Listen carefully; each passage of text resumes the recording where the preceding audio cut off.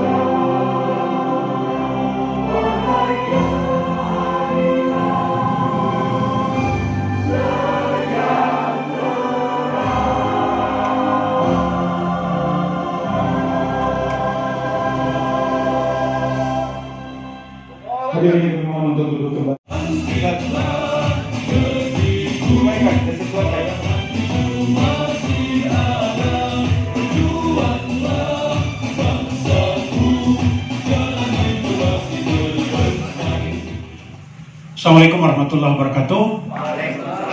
Selamat pagi, salam sejahtera untuk kita semua.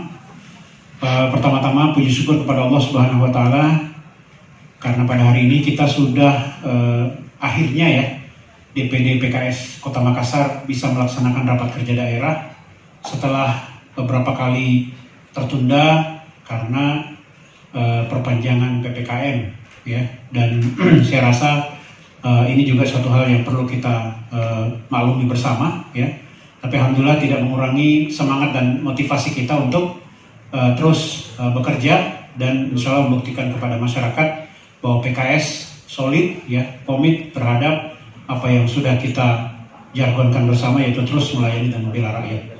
Salam dan salawat kita aturkan kepada junjungan kita Nabi besar Muhammad Sallallahu Alaihi Wasallam, uswah kita, kedua kita, suri teladan kita insya Allah. Semoga terus menjadi inspirasi dalam hidup kita sampai akhir hayat kita insya Allah. Mohon izin saya buka. Saudara-saudara sekalian, ajang rapat kerja daerah ini adalah merupakan konsolidasi, lanjutan dari konsolidasi internal yang dilakukan oleh Partai Keadilan Sejahtera, mulai dari pusat ya, wilayah sampai ke daerah.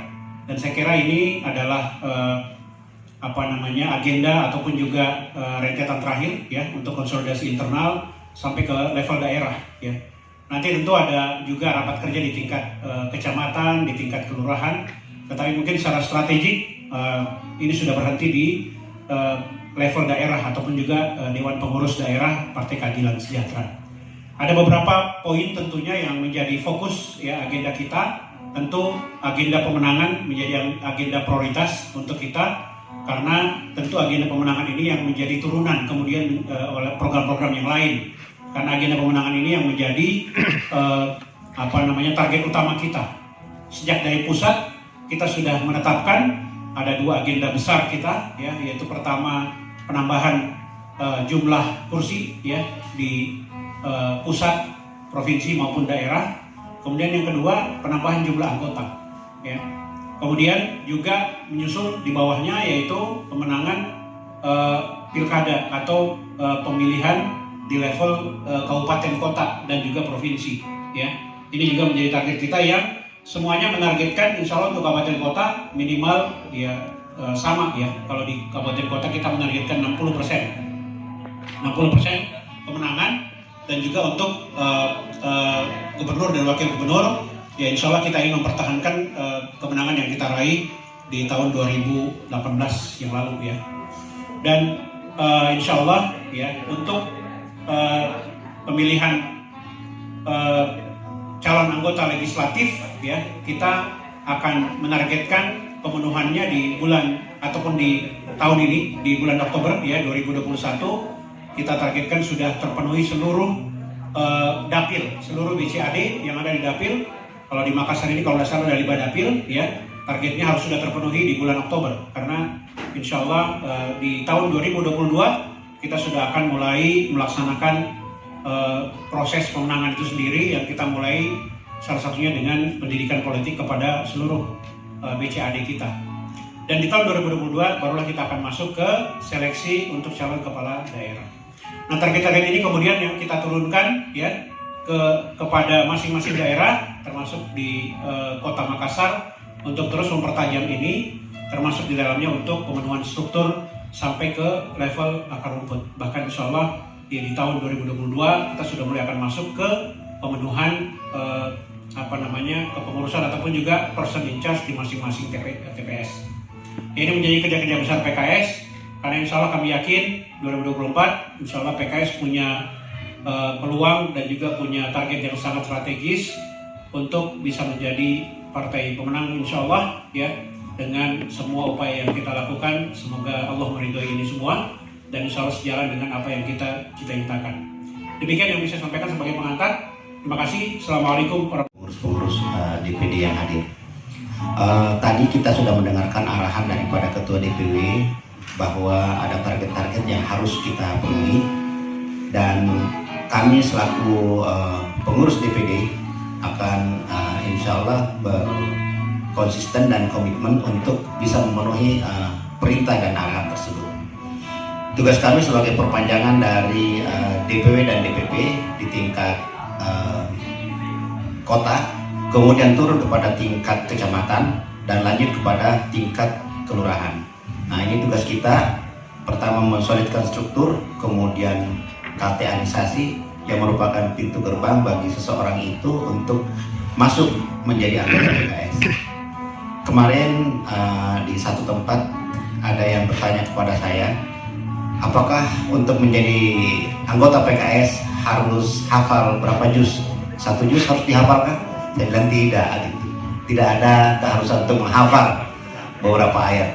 Yang penting kita hafal Al-Fatihah untuk sholat urusannya gitu, modal kita. Gitu.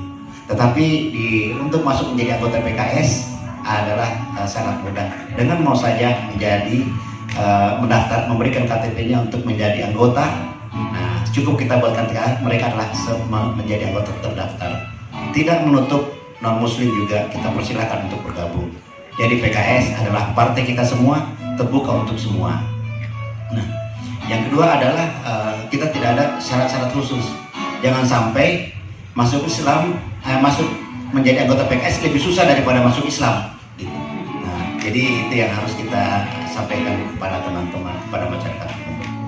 Dan yang ketiga, yang tadi Pak Ketua DPD juga jelaskan bahwa kami di DPD PKS Kota Makassar saat ini membuka penjaringan untuk anggota dewan kota maupun pusat maupun provinsi.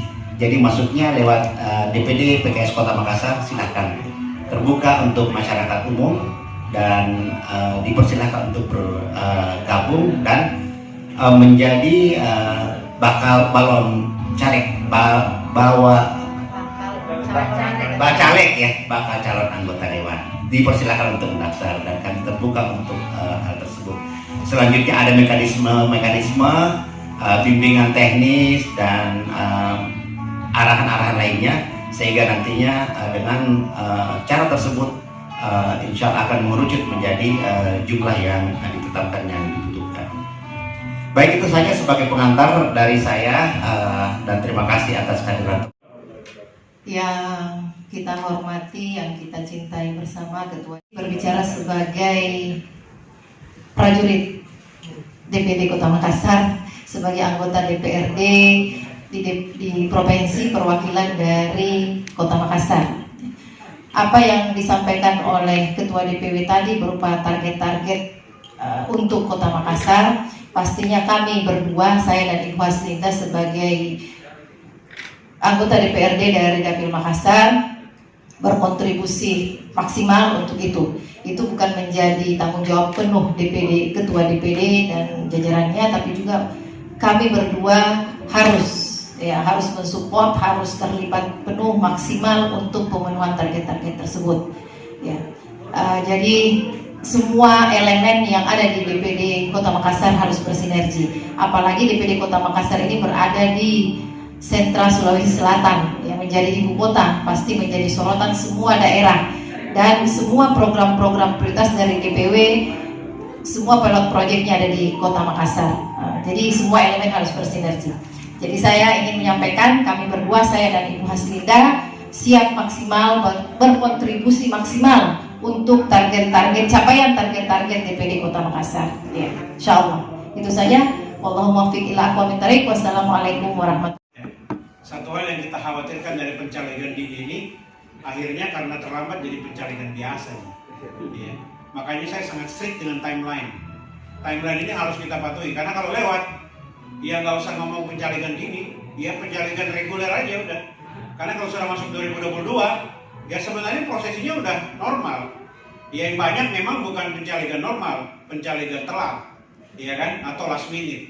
Ini yang kita hindari supaya tadi kos politik tidak menjadi tinggi, kemudian politik transaksional tidak terjadi. Ya, nah apa yang mereka lakukan? Ya tentu pertama tadi ya kita strict dengan timeline bahwa Oktober harus sudah selesai. Karena kalau lewat itu nggak usah ngomong pencalegan dini, ya pencalegan biasa udah jatuhnya gitu kan.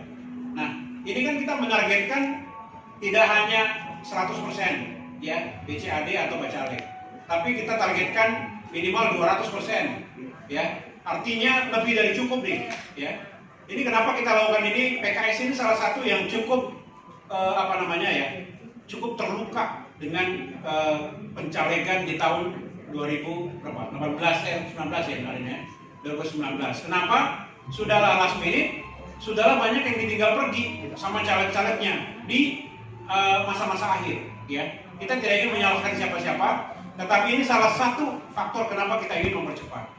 Yang kedua, ya harapannya dengan pencalegan dini ini, maka ya periode bekerjanya teman-teman yang dicalonkan di BCAD ini bisa lebih panjang, walaupun pada akhirnya proses seleksi tetap ada.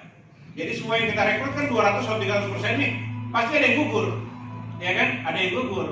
Gugur ini berdasarkan apa? Berdasarkan performance. Ya, jadi nanti setelah mereka resmi, mereka mulai bekerja di tahun 2022, apa yang mereka kerjakan tentu tidak rapat-rapat dan justru mereka tidak rapat-rapat, ngapain rapat gitu. Yang mereka kerjakan nanti adalah pertama mengikuti ya sekolah politik yang akan dilaksanakan oleh PKS secara reguler.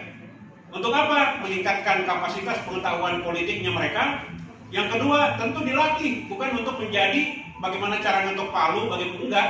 Kita latih bagaimana bisa mengambil hatinya masyarakat, bagaimana bisa mendekati masyarakat, dan bagaimana bisa closing supaya masyarakat memilih dia sebagai ya anggota legislatif. Dan yang paling terpenting adalah yang akan mereka lakukan tentu kalau mereka mendaftar di jalur ya pencalegan dininya PKS, tentu tugas utama mereka adalah campaign PKS kepada masyarakat di dapilnya. Jadi sudah firm, dapil saya di sini nih, daerah saya di sini, masyarakat saya ini. Tiap hari, bayangkan 2 tahun mereka akan campaign ya di daerahnya. Masa sih tidak ada masyarakat yang nyantol dengan sukarela? Mungkin enggak jawabannya, tapi paling tidak mereka jatuh cinta dengan apa yang mereka sampaikan. Ya, campaign mengenai PKS, campaign mengenai dirinya, sampai closing, Bu, nanti pilih karena. Nah inilah yang kita akan evaluasi, kita akan survei, kita survei secara berkala. Bagaimana hasil surveinya masing-masing BCAD ini? Ya tentunya kosnya juga nggak murah, tapi bagi kami lebih baik kita menggunakan kos seperti itu, tapi terukur dengan hasil yang terukur daripada kita membiarkan mereka bekerja secara individual. Nah inilah yang menjadi target kita. Jadi kegiatannya insya Allah mereka bakal capek, ya capek, tapi untuk meraih sebuah kesuksesan yang terukur. Insya Allah begitu. Mungkin Bunda mau nambahin. Beliau ini sebenarnya salah satu penggagas dari pencalegan dini dan mempersiapkan pelatihan.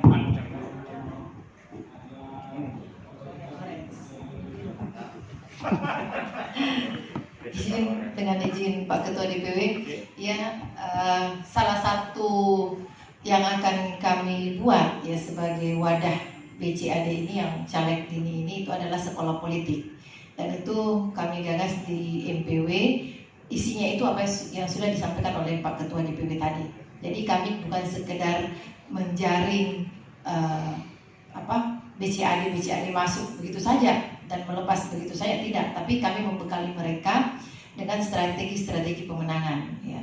Jadi sekolah politik ini lahir juga karena pengalaman beberapa periode kami ikut kontestasi politik di pemilu. Ada beberapa hal memang yang kekosongan yang kami sadari, dan itu kami hadirkan di sekolah politik. Kami tidak ingin lagi hal-hal yang kemarin itu, pemilu-pemilu kemarin itu, kekurangan-kekurangan itu kembali terjadi di 2024 ya.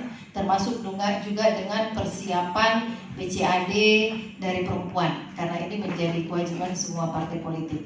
Dan semua partai, saya rasa semua partai mengalami kondisi yang sama menjelang pemilu. Dan itu sekali lagi kami katakan, kami tidak ingin mengulangi hal-hal itu lagi di 2024. Jadi kami berbenah sejak awal. Terima kasih. Saya nanti minta tambahan di sebelah kanan dari saya. Jadi begini, insya Allah ya, apa yang akan PKS jual adalah kita ini adalah partai kader.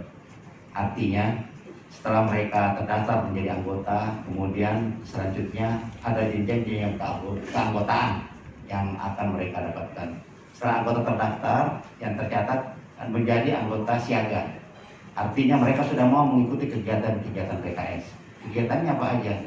Kita di PKS ini adalah mengurusi orang dari dunia sampai akhirat, gitu. Dari lahir sampai mati. Gitu. Sehingga program-program ya, yang kita lakukan ada untuk pemberdayaan keluarga. Nah, ada BPKK ya. DPKK ini adalah bertugas, namanya aja Biro Bidang Pemberdayaan Perempuan dan Pemberdayaan Ketahanan Keluarga, DPKK. Nah, jadi dari bayi ya, bagaimana mengedukasi anak-anaknya biar menjadi sehat, soleha gitu. Kemudian dari besar, remaja juga ada, kita langsung masuk ke PKS Muda, Gema Keadilan ataupun Garda Keadilan, mereka akan dilatih dengan hal-hal kepemudaan. Ya. Kemudian masuk lagi ke menjadi orang tua, ada di bidang pendidikan tadi, ada juga menjadi di bidang keumatan, BPU, pembangunan umat. Nah, sampai kita melakukan pelatihan penyelenggaraan jenazah. Nah, bagaimana melaksanakan ataupun membuat masyarakat mengerti mengurusi jenazah itu. Nah, kalau doa-doa tidak lepas lagi ya, bacaan Quran, belajar Quran, tafsir dan lain-lain. Nah, itu kita lakukan. Nah, pemberdayaan ekonomi umat. Nah, kita ada bagian BPJEK gitu. Jadi bagian ekonomi. Nah, ini yang membangun ekonomi umat. Bagaimana mengaktifkan UKM. Nah, itu di bidang ekonominya. Di bidang kepemudaan juga ada. Jadi kita masuk dari segala lini untuk bisa mengedukasi dan membina masyarakat. Nah, inilah langkah-langkah inilah yang kita harapkan akan bisa mendongkrak ataupun membuat masyarakat bisa tertarik dan masuk menjadi anggota Partai Keadilan Sejahtera. Seperti itu. Tadi ditanya berapa sekarang jumlahnya. Sekarang anggota terdaftar kita ya yang masuk anggota baru itu ada 600. Dan kita targetkan di ya. Total sekarang anggota terbina kita itu 810 orang. Nah, 810 orang dari kaderisasi. Ya, per jam ini berarti ya. Jadi 600 itu 3 jam yang lalu kayaknya. Jam sekarang udah 800 mas. Anggota terbina artinya memang yang sudah masuk ya. Yang terdaftar sudah 1.600. Nah, sudah terdaftar sudah 1.600. Yang terbina jadi sudah masuk ke level 3. Dari anggota terdaftar, anggota siaga menjadi anggota muda. Nah, inilah yang terbina itu 800 orang. Kader kita yang akan bergerak ke pelosok untuk mencari anggota partai kader yang partai PKS yang baru. Nah, seperti itu. Jadi ya signifikan, insya Allah mudah-mudahan dengan teman-teman juga wartawan yang mau bergabung, kami sangat terbuka untuk bisa menerima teman-teman semua. Cepat, 10 menit jadi KTA-nya. Nah, KTP saja kasih mah, saya berikan gitu saja gitu. Bisa bergabung secara sembunyi-sembunyi maupun transparan. Nah, ada yang berdiri ya sore ya. Syarat jadi caleg harus punya KTA dulu. Seperti itu.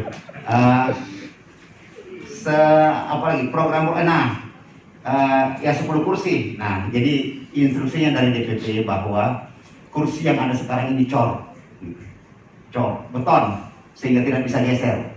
Jadi 5 kursi ini sudah patut untuk dipertahankan. Nah, sunnahnya ya bukan dengan kebejian. Jadi sunnah muakkad, artinya kita harus menambah kursi tersebut gitu. Nah, kenapa kita pasang target 10? Karena itu menjadi cita-cita bagi setiap kader anggota untuk mengejarnya. Gitu. Berat, sangat berat gitu. Tapi kenapa tidak? Tidak ada hal yang mustahil kalau kita berusaha dengan sungguh-sungguh. Seperti itu. Baik, itu saya dari saya. Terima kasih. Assalamualaikum warahmatullahi wabarakatuh.